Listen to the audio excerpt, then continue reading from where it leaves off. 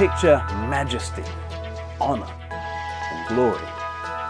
Over the past few days, we've been studying Jesus' teaching in Matthew chapter 16. We've seen how the way of the cross turns our natural thinking on its head. In Matthew 17, that revolution continues with the Transfiguration. Let me set the scene.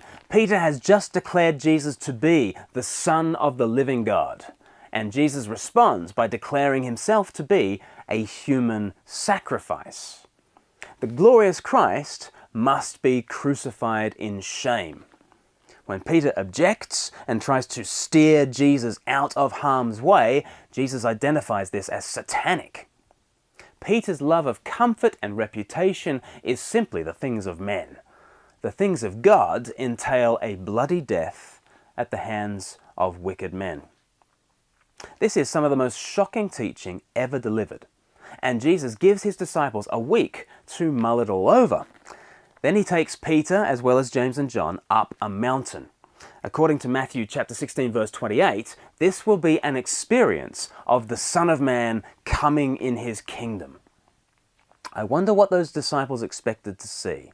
What would you expect to see if you thought you were about to witness the Son of Man coming in his kingdom? Well, when the time came, Matthew chapter 17 and verse 2, there he was, Jesus, transfigured before them. His face shone like the sun, and his clothes became as white as the light. Just then there appeared before them Moses and Elijah, talking with Jesus.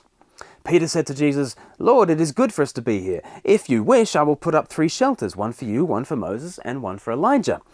While he was still speaking, a bright cloud enveloped them, and a voice from the cloud said, "This is my Son whom I love, with him I am well pleased. Listen to him."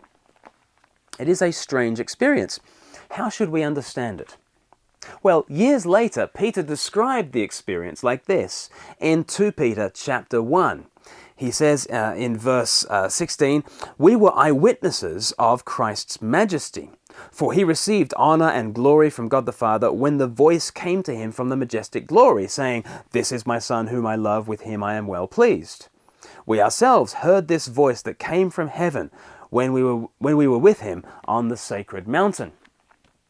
Receiving honor and glory is what the high priest does in his ordination. You can read about that in Exodus chapter 28.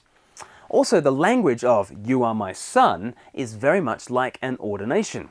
See Hebrews chapter 5, verses 5 and following, if you want to follow that up. So we seem to be dealing on the Mountain of Transfiguration with an ordination ceremony. Jesus is being declared high priest, the divine mediator between heaven and earth. But if Christ is going to be the Son of God, reconciler of the world, there's going to be trouble. To make peace between God and man will involve bloody sacrifice. And in fact, every time we read of the Father declaring his Son, that incident is associated with suffering. So in Genesis 22, the beloved Son will be sacrificed on the mountain. In Psalm 2, the Son will be poured out literally on the mountain. In Isaiah, the beloved chosen one will be the suffering servant who ends up wounded for our transgressions. Whenever the Father declares his love for the Son, the cross looms large. Because the glory of the firstborn is to reconcile God's children, and that will mean suffering, that will mean the cross.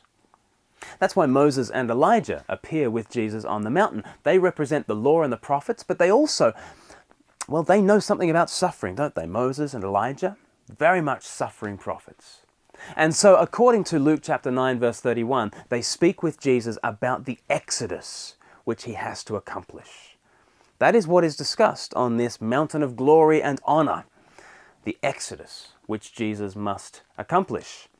He has to save his people through judgment. He has to go to the cross. That's what's going on the Mountain of Transfiguration. From the outside, the Transfiguration might have looked simply like a display of sheer power.